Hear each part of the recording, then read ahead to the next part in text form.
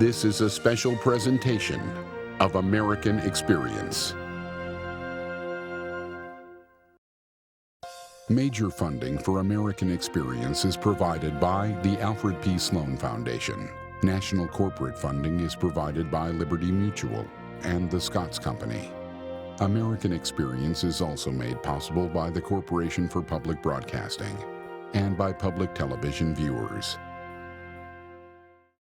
Funding for the re-release of Eyes on the Prize, made possible by the Ford Foundation and the Gilder Foundation.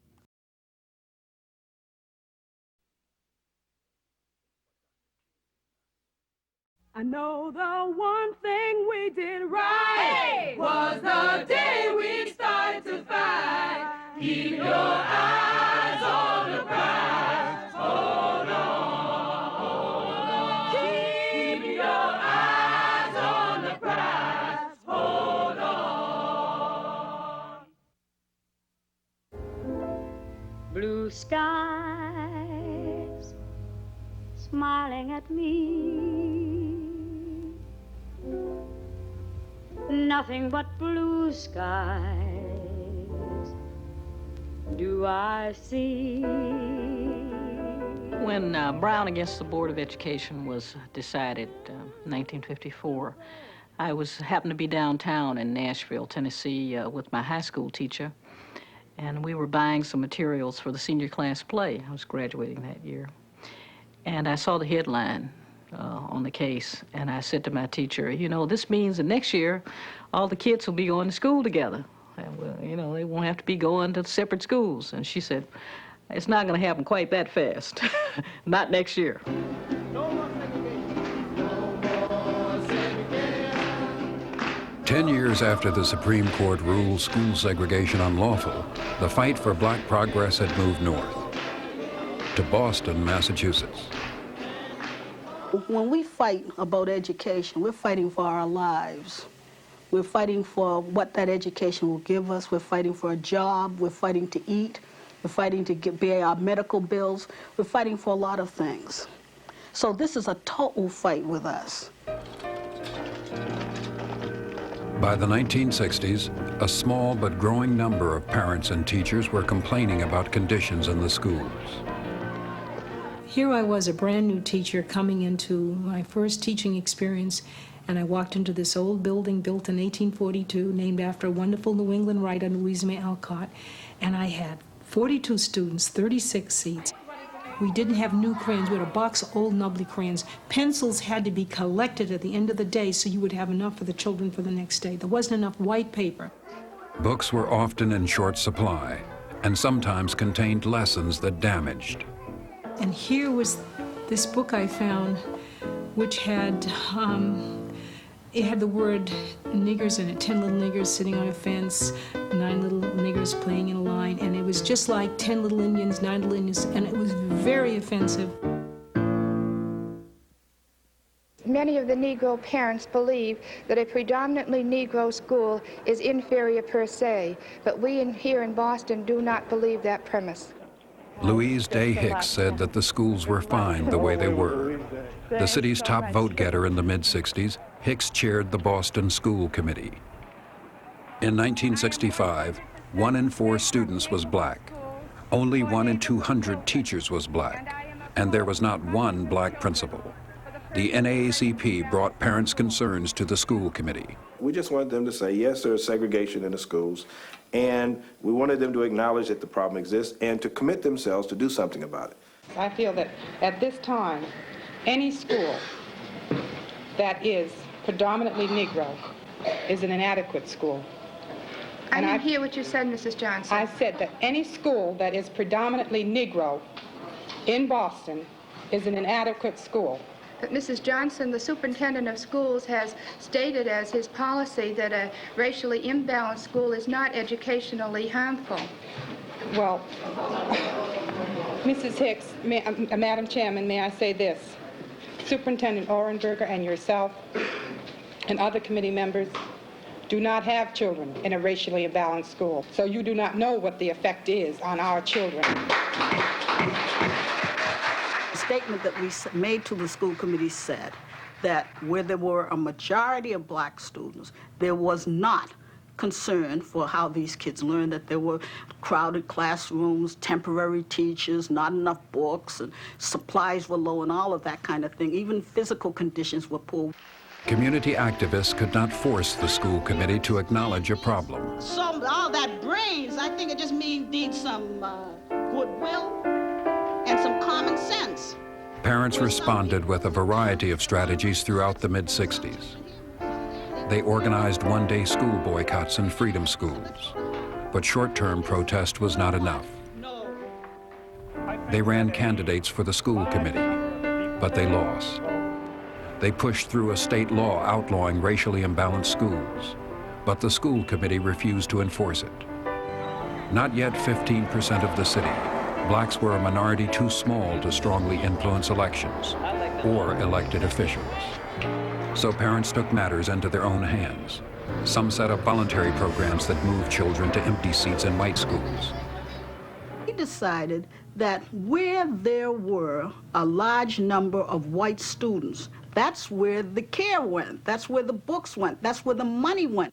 So therefore, our theory was move our kids into that school where they're putting all of the resources so that they can get a better education. Kujichagulia means self-determination. Other parents took a different approach. Instead of working to integrate white schools, they established their own parent-run independent schools. Does anybody have any questions?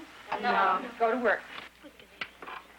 Parents saw that public education was not offering young people not only the strong education that they needed, but the social relationships, a recognition of who they were as African Americans just was not happening in the Boston public school system. So there was a real move community-wide to develop institutions that would meet both of those needs. The black community could not afford to transport all its students to white schools, nor to run its own school system. The battle for quality education would have to be fought in the public schools. That struggle had been going on for a decade. Black parents were not going to give up. The school committee was not going to give in, and most other city leaders did not want to get involved. I think it's not unfair to say that the business community, the financial community, and I would say the religious community took a walk in the early 1970s, leaving really only the politicians and the parents as the people who cared about the issue. And in a certain sense, the parents got pitted against one another, white neighborhoods against black neighborhoods, in a way that no one had ever bargained for.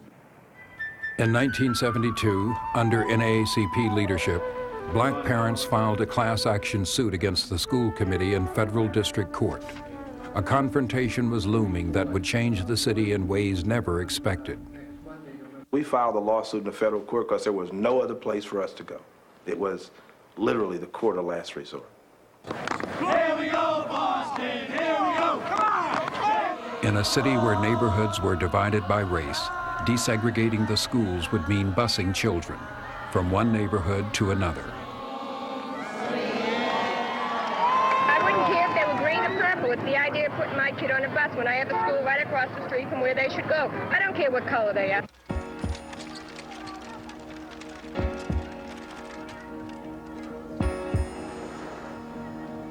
On June 21, 1974, Federal District Court Judge W. Arthur Garrity ruled that the Boston School Committee was guilty of consciously maintaining two separate school systems, one black, one white.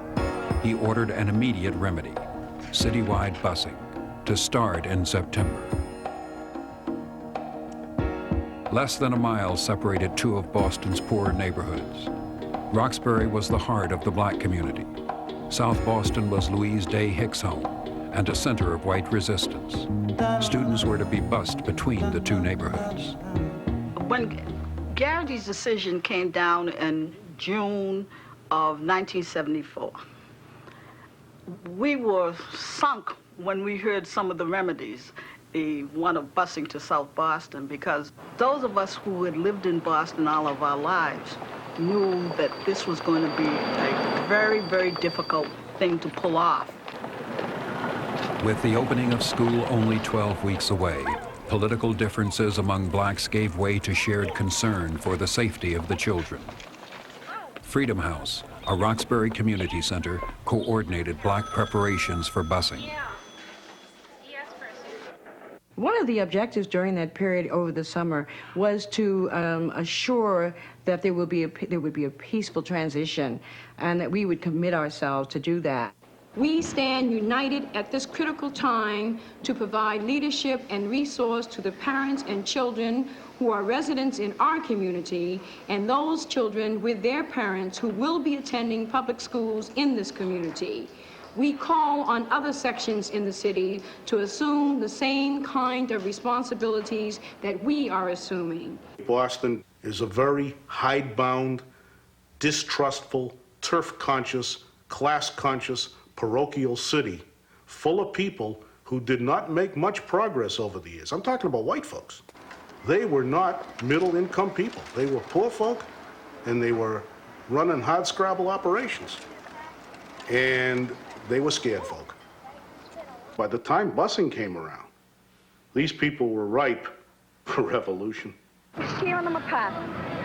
People, as a community, it's tearing them apart.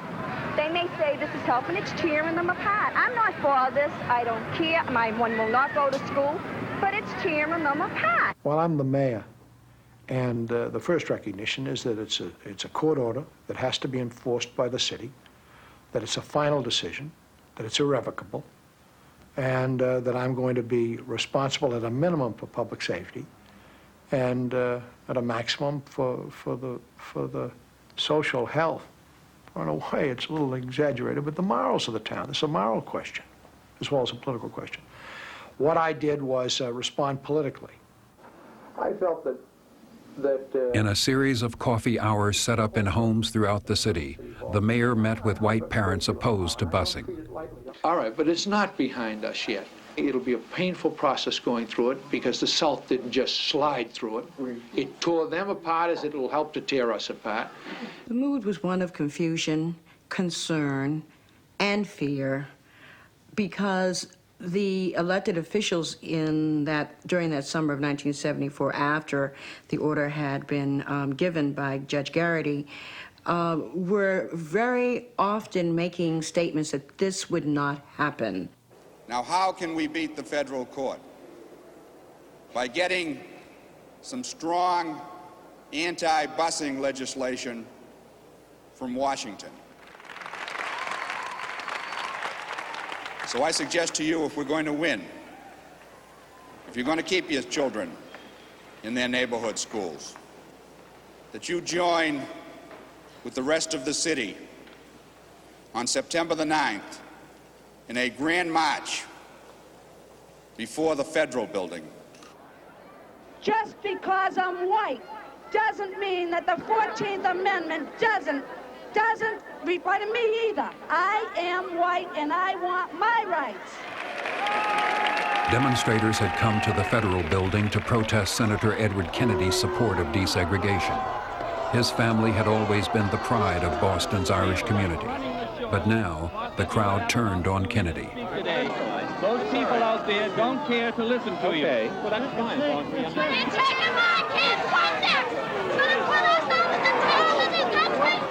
The crowd pursued Kennedy to the doors of the federal building.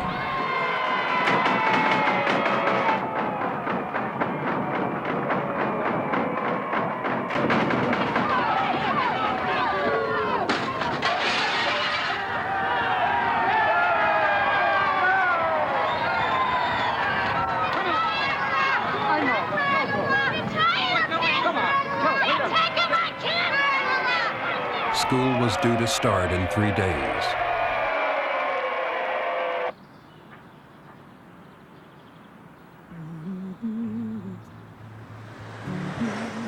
September 12, 1974. Under court order, against school committee wishes, the integration of Boston schools began. You in this class? In room 202? I It was a quiet first day of school in Roxbury, as it was in most of the city.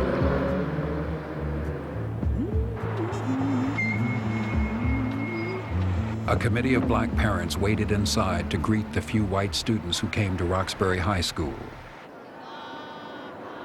But across town, crowds of whites had been gathering outside South Boston High School since early morning.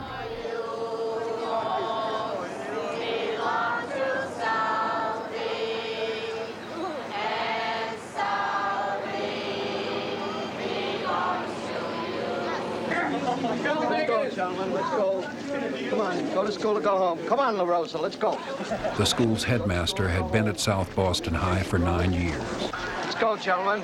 Come on, get in. You can tell us to leave, then we can tell kids not to go to school. Come on, let's go. Go to school or go home. Come on, Brian. Let's go. Go to school or go home. Let's go. Hey, when you leave, let's go.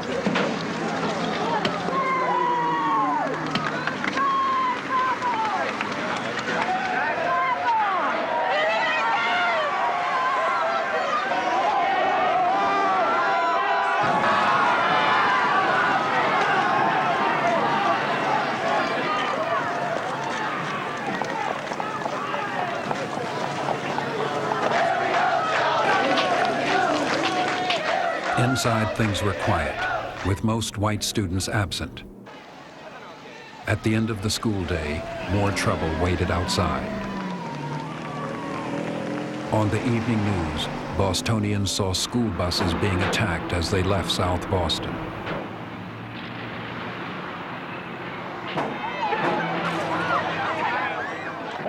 Eggs at the window and try to hit people with them, and they was calling us black niggas. I want to say that my little boy got back safe, but the only reason, I don't think why they should bust these smaller kids across there and get all hurt up when they can't defend themselves. I feel like they should go over here to this school over here in Denver. Instead of busting them way across there, they can't defend themselves, they can't fight, they can't do nothing. Racial violence in the city known as the Cradle of Liberty made headlines across the country and around the world. The black community was apprehensive, but hopeful. Every day, yesterday the first day, every day go by, there's going to be more improvement about it. You know, like yesterday the first day, today the second, you have more improvement today than you had yesterday.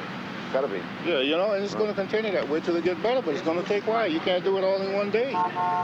They're not going until they get some black cops and some black drivers. They did not pick my kid up at school.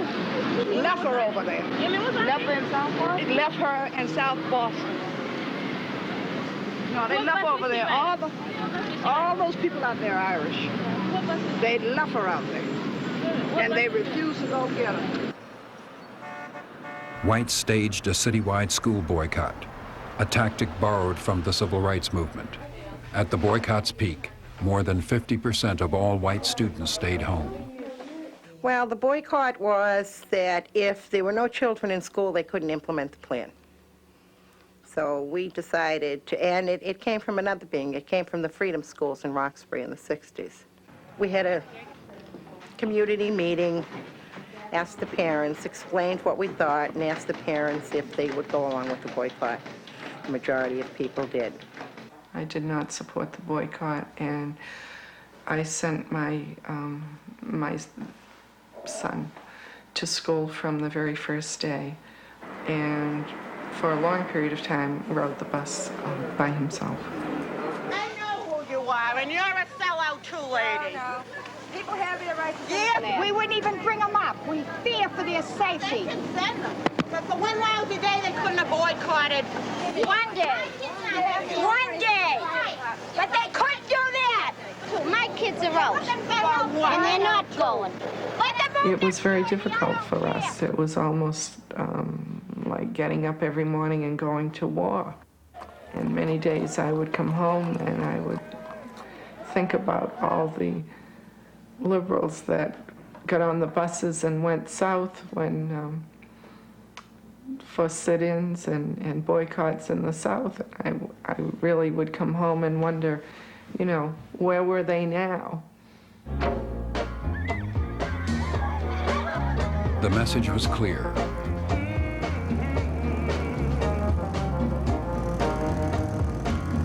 Whites opposed to change in the school system were not going to back down.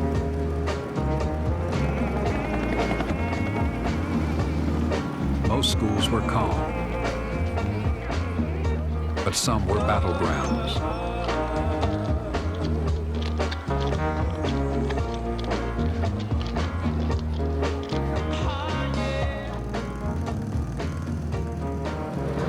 When we started up the hill, you can hear people saying, "Niggas go home." There were signs. They had made up signs saying, "Black people stay out. We don't want any niggers in our school." And there were people on the corners holding bananas like we were apes.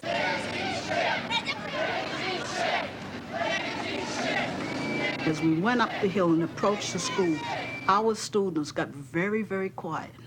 Where they had been just like any other kid riding a bus, making noise, laughing, talking, suddenly as they approached this place, they got very, very quiet. And then they would have to stay there till the police came over, escorted them out the bus and in through the metal detectors into the school. It was, I began for the first time to say, Ruth, maybe you shouldn't have gotten involved. Maybe you shouldn't have urged this desegregation. It killed me to see our black students go through that procedure. It was pretty aggravating, actually, to go and be put off through this before you even started a day at school. You know, it's kind of ridiculous for a 17-year-old person to be treated this way. On a normal day, there would be anywhere between 10 and 15 fights per day. The white kids felt intimidated that they had black kids in the school. The black kids were intimidated because they were in this white school and they did not want to be pushed around. You can walk down the corridor and a black person would bump into a white person or vice versa. That would be one fight, and they try to separate it because at that time it was so much tension in the school. Just the slightest thing would set it off.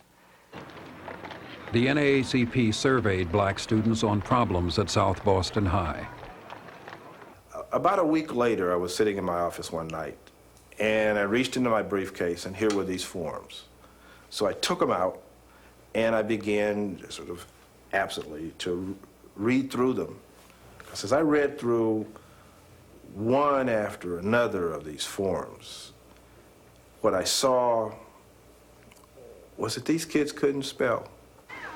They could not write a simple declaratory sentence.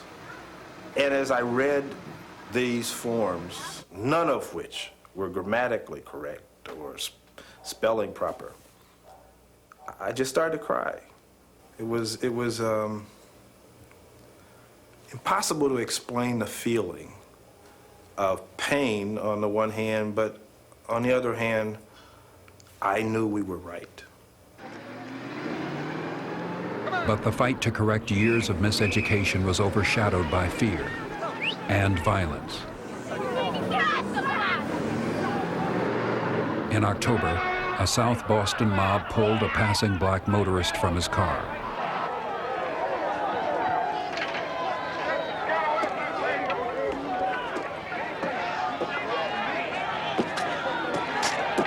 A policeman fired shots over the heads of the crowd and pulled the man to safety.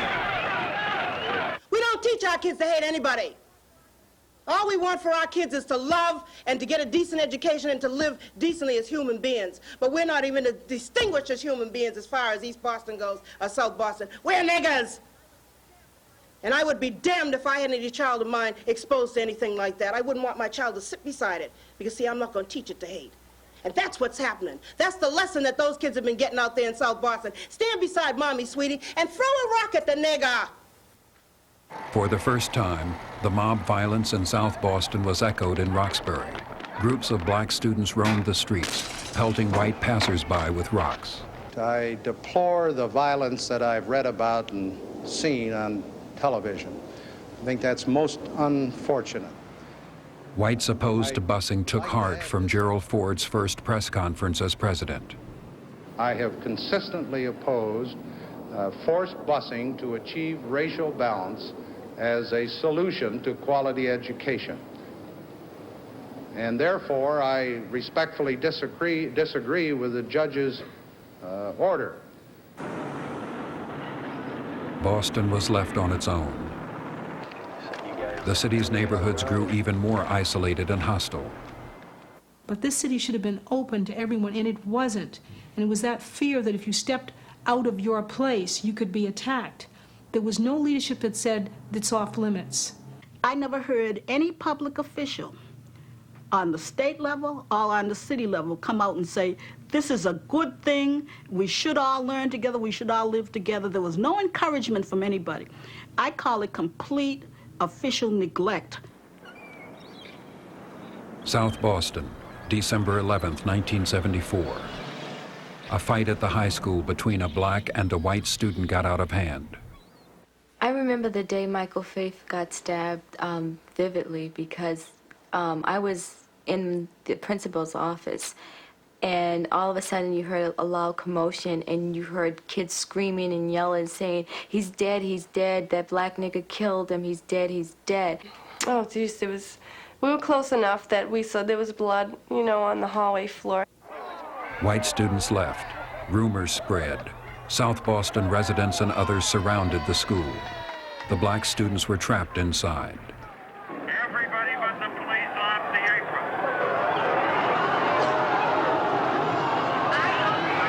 Louise Day Hicks appealed to the crowd.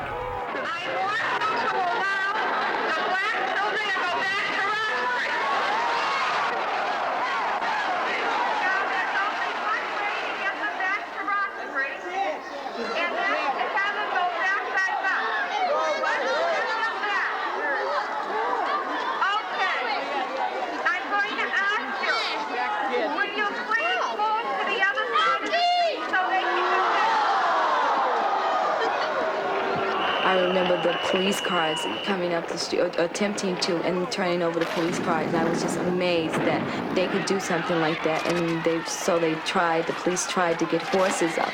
They wouldn't let the horses get up. They stoned the horses, they stoned the cars. And I thought that day that we would never get out of South Boston High School.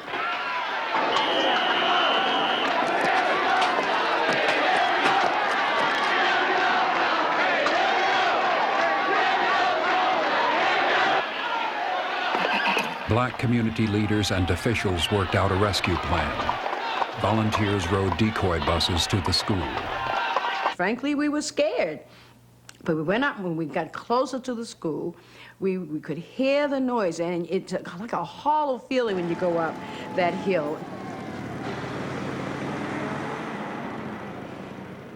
Finally, it must have been 2:30 or 3 o'clock that afternoon. All of a sudden, all you heard was, you're going out the back door. You're going out the back door. At that moment, we had to run to the buses. While the decoy buses distracted the mob at the front of the school, other buses pulled up to the back. The black students and leaders made it out of South Boston safely. Michael Faith did not die, but his stabbing and the ensuing riot further polarized the city. The school committee stiffened its resolve not to comply with the court order. In response, Judge Garrity placed 3 members in contempt of court. It seems to me that Judge Garrity is going to bring us this plan with the boot of official authority and the uniform. In a certain sense, you can say that Reconstruction has finally come to the North with a vengeance. In the face of school committee intransigence, the schools were run by the court. Judge Garrity's was the final word on curriculum, hiring and firing, and policy. I mean, just time will change these people's minds, in your opinion? No, I think, not necessarily. I think that time will bring about an understanding on the part of most people that there's no alternative but to compliance with the principles set out by the Supreme Court of the United States. Over the next few years, resistance continued. In the first 2 years of desegregation, almost a third of the white students left the system. Proclamation, race relation. Over time, the court gradually forced changes in the Boston public schools, but the cost remained high. What do you think is going to happen when you go to school? When we go up there, we're going to be stoned. It's not fair to me, because why is the other way around when they come up here? When they come up here, we won't mess with them, so why when we come up there, they mess with us? What do you think about the people of South Boston, Joanne? If you had a message you'd like to tell them, what would it be? I don't think it's fair. It's not fair to me. The greatest changes were not found in the schools. In 1977, Louise Day Hicks' political career ended in defeat. And for the first time in the 20th century, a black candidate won election to the Boston School Committee. I felt that what took place absolutely had to happen. It may not have had to happen that way if there had been a different kind of leadership provided by white Bostonians of all classes and all neighborhoods. However, when you're the anvil, you bear, and when you're the hammer, you strike, and we were striking, and there was no turning back. In Boston, blacks were a minority, forced to rely on the federal court in their fight for quality education. In Atlanta, blacks had just become a majority. Here, the fight for black progress focused on economic equity.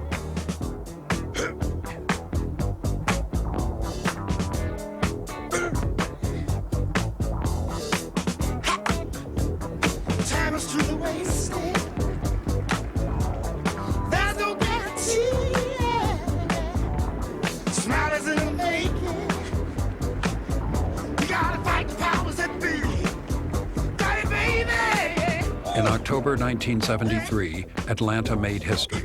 Maynard Jackson was elected the first black mayor of a large southern city. Never, never, never, never, never shall I let you down.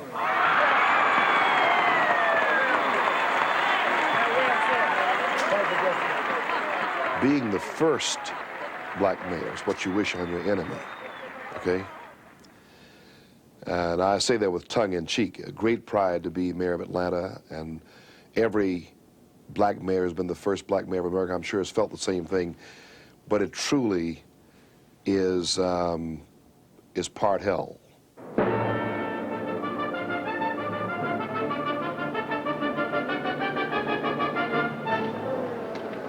First of all, start with exaggerated black expectations. That overnight, Valhalla will be found. Heaven will come on earth, and it's all because the black mayor has been elected. And things just don't work that way. The obligation that I felt was to try, with everything in my power, in every legal and ethical way that I could, to move things as quickly as possible in that direction. So help me God. So help me God. Congratulations, Mr. Mayor. Thank you. Thank you.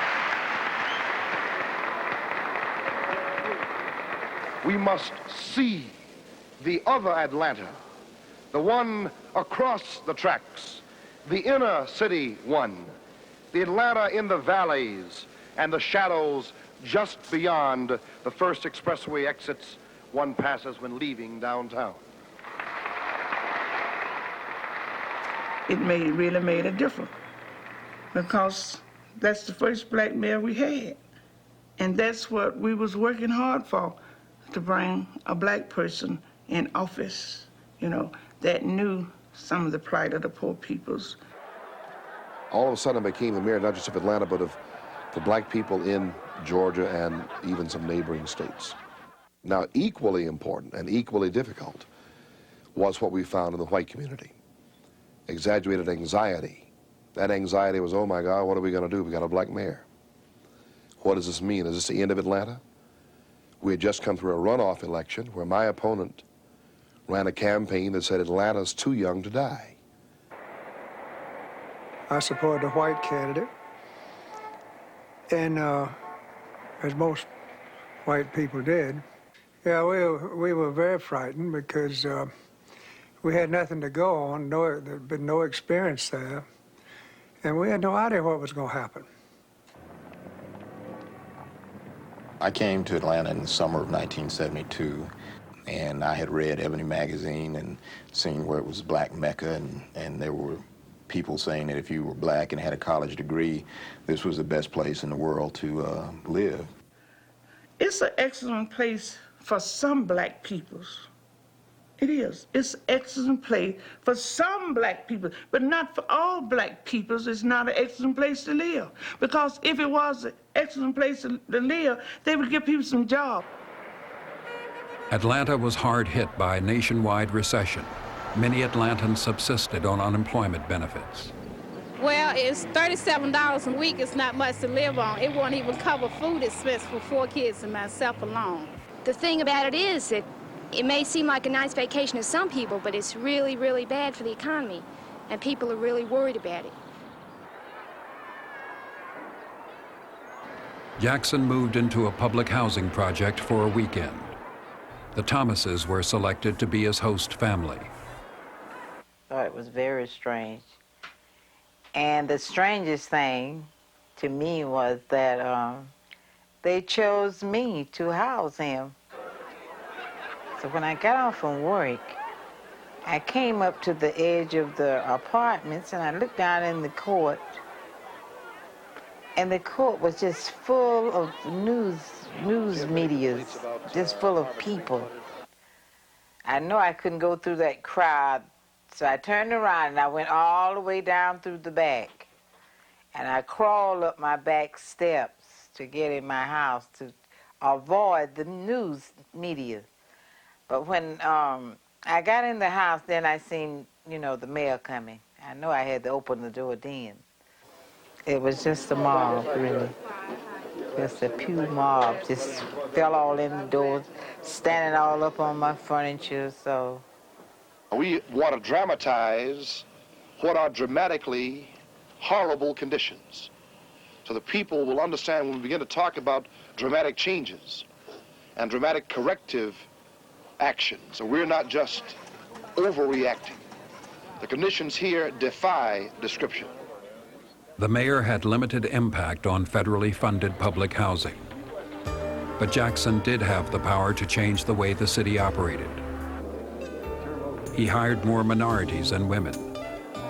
Officer Brett. He moved against discriminatory business practices. Affirmative action was already federal policy. Jackson made it city policy. When I became mayor, 0.5% of all the contracts in the city of Atlanta went to Afro-Americans, in a city which at that time was 50-50. Many in the business community resisted Jackson's affirmative action policy. This was a major manager of a major white corporation who got very upset with me about the policy on affirmative action, and said, I don't see this to be necessary. We're going to do what's right. You can trust us and so forth. And I said, I have every confidence, but I want to trust you, but I also want you to sign on a dotted line. I said, well, look, I'm just not going to go out and hire the first Negro I see. I said, I think that's a pretty sound personnel policy.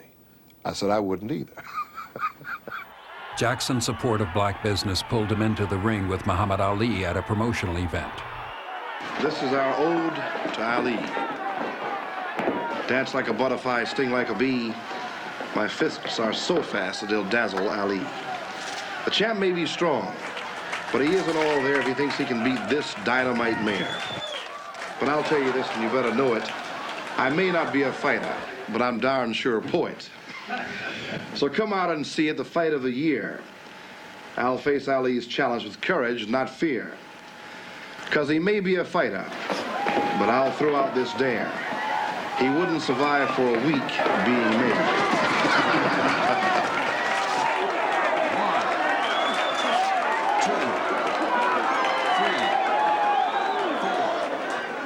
After the fight, Ali said it was the mayor's flowered boxing trunks that saved him.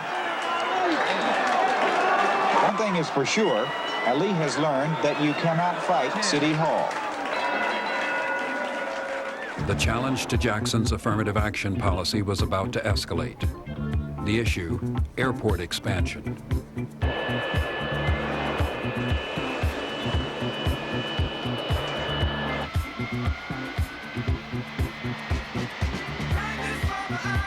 Construction of a new airport for the city of Atlanta. It was one of the major projects, if not the major project in the Jackson administration.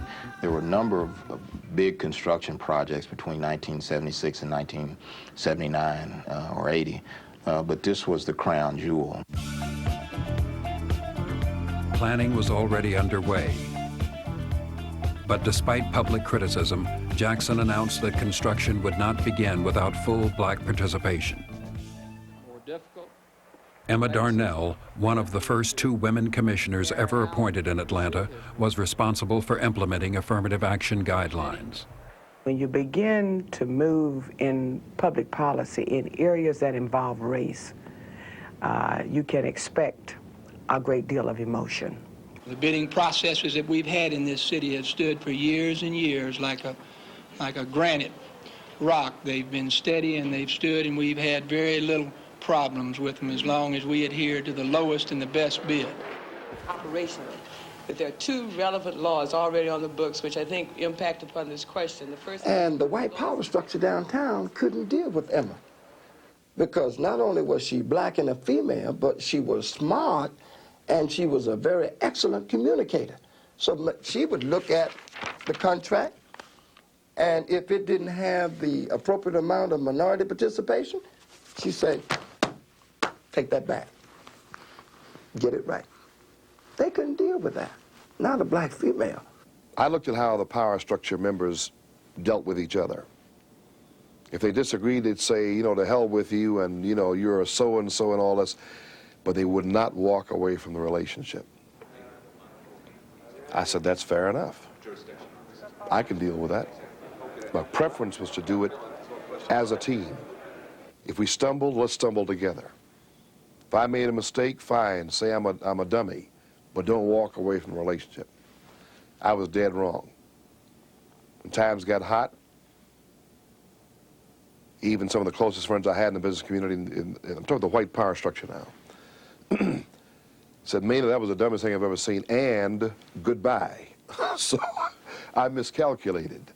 Black leadership must accept the new roles as city leaders and not black city leaders. With power and responsibility, they must be able to stand up. We felt that we were at bay. We were out there barking and nothing was happening. There was no question but he was a full-fledged racist against white people. And this was what his charge was to see that it was turned over to blacks, and you had to be a racist to do that. Colorblindness was not part of his repertoire. Jackson held his ground. No affirmative action, no airport. After almost a year of political infighting, the city council approved the first minority contract. New city guidelines called for a minimum of 20% minority participation in all phases of the work.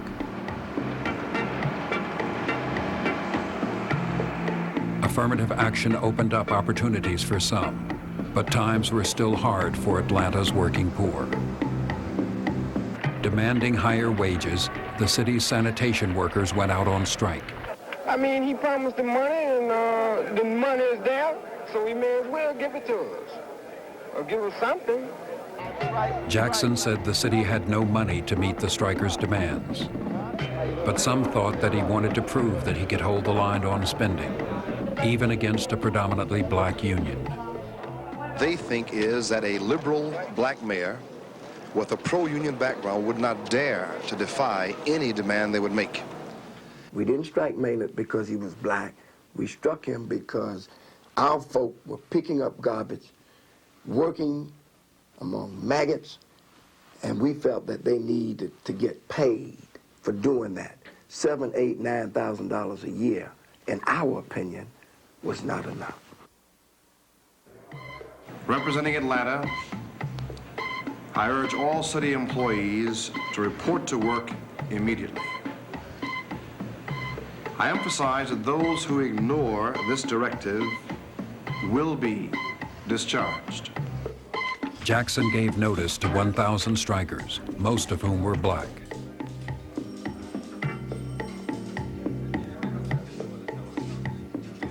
The Union lost the bitter and divisive struggle, but Jackson remained popular among most blacks. Later that year, he won re-election by a landslide. 4 a.m., September 21st, 1980. The first scheduled flight arrived at the world's largest passenger terminal. The midfield terminal of the Hartsfield International Airport was officially open.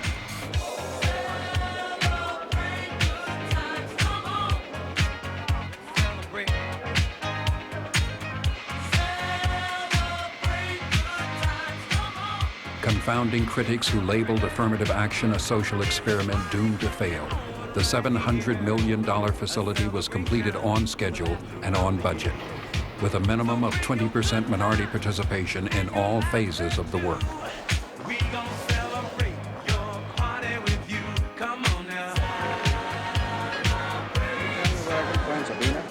Affirmative action and the airport were major triumphs of the Jackson administration, but most blacks in Atlanta had not benefited.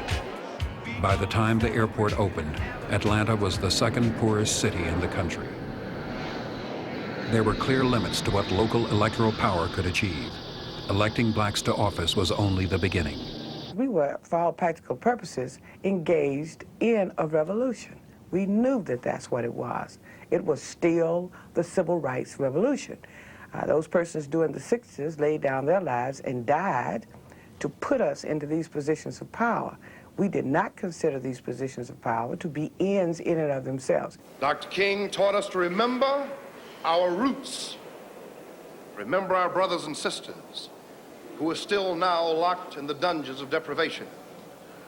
Yet today he sees some black people who have escaped from poverty for the time being, and who also are trying to escape their duty to the poor. What it's about is what's on the inside. You know, have you really been deeply and permanently affected by the blood that has been shed in order for you to sit behind the desk?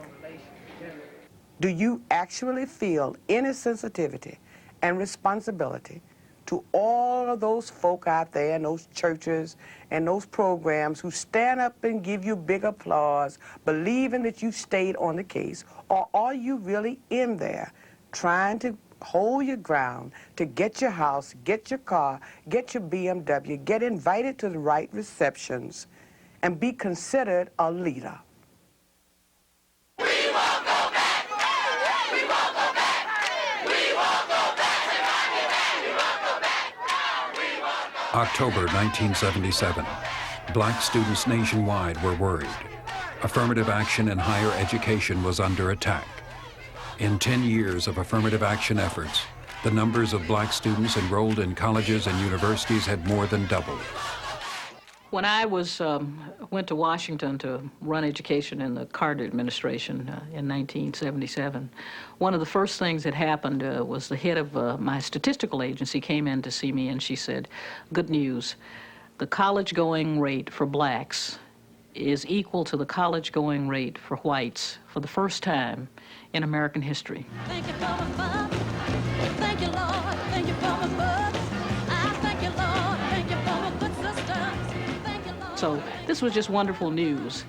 And I thought to myself, boy, if we can just keep up this progress for the next few years, just think of how far we will have come.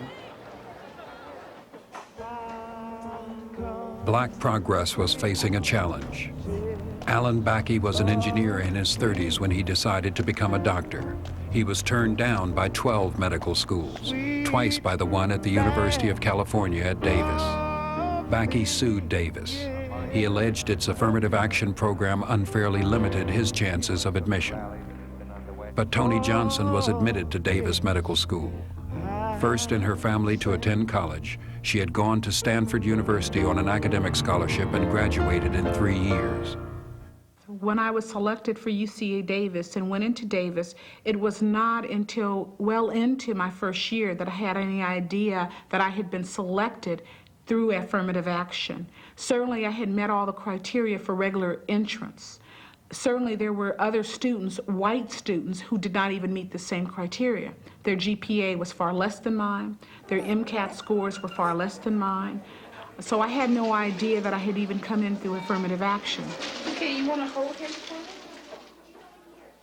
I heard about Alan Bakke the very first year I was in medical school, but there was not much said other than there was a guy who wanted to get into our class, and he was really angry that he didn't get into the class, so he was going to sue. I think from the day Bakke walked in our door, we knew what was at stake.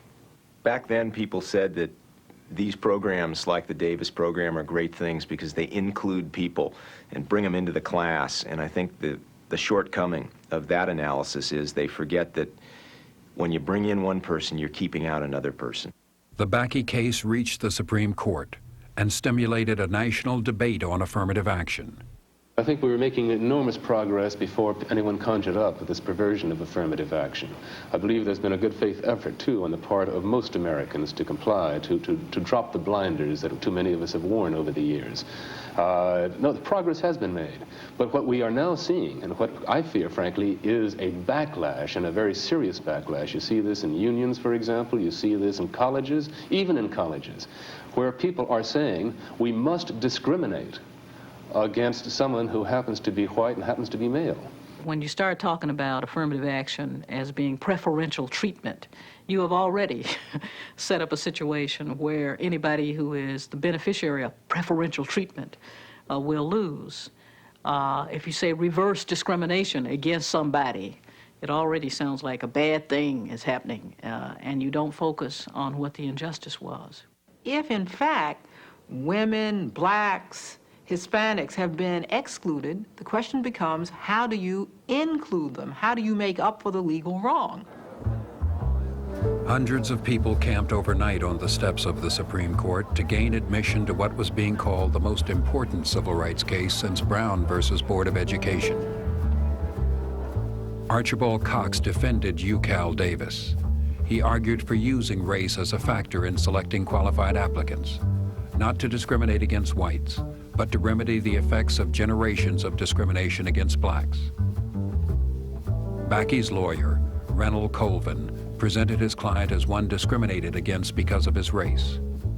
We believe that this is a case where an individual's rights have been deprived. We think one of the more unfortunate things about the Bakke case is that it became the vehicle for educating, or should I say miseducating, the public about affirmative action. The public learned about affirmative action almost literally for the first time through sound bites, 10-second sound bites on television with people polarized against one another.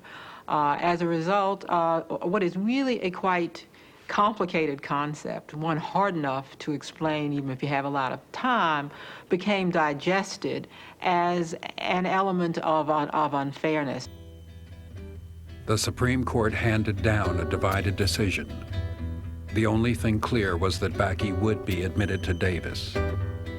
Affirmative action was found permissible but not mandatory.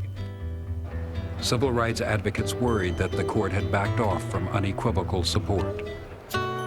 Did this signal a change in the way that America looked at civil rights?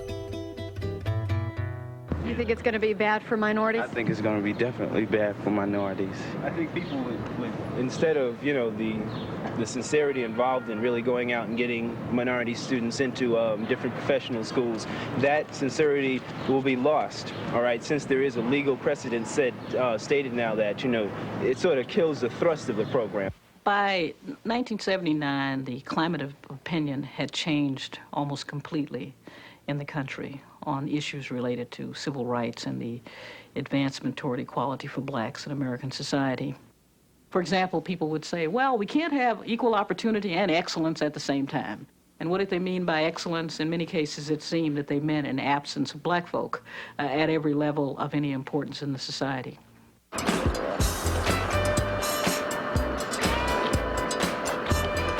For many Americans, the cost of remedying a history of discrimination was too high.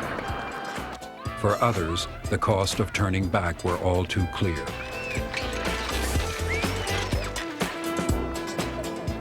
When she completed her studies, Dr. Toni Johnson Chavez set up practice in a Black and Latino community. There are a large amount of poor people, and there are only 2 pediatricians in that whole city. The 2 pediatricians here are both black.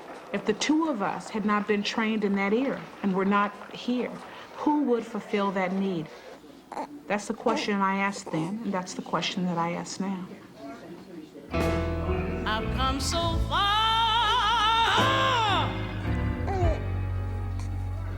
I believe that I can run on. A little more.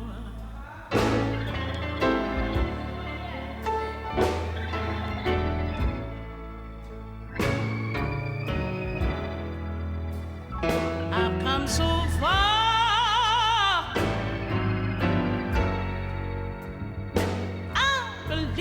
That I can run on. Just a little bit more. We won't go back. We won't go back. We won't go back. We won't go back. We won't go back. We won't go back. We won't go back. We won't go back. We won't go back. We won't go back. We won't go back. We won't go back. We shall overcome someday.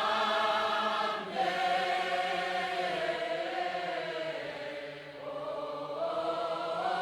deep in my heart, oh, that I do believe. Oh, we shall overcome someday. God is on our side. Major funding for American Experience is provided by the Alfred P. Sloan Foundation. National corporate funding is provided by Liberty Mutual and the Scotts Company.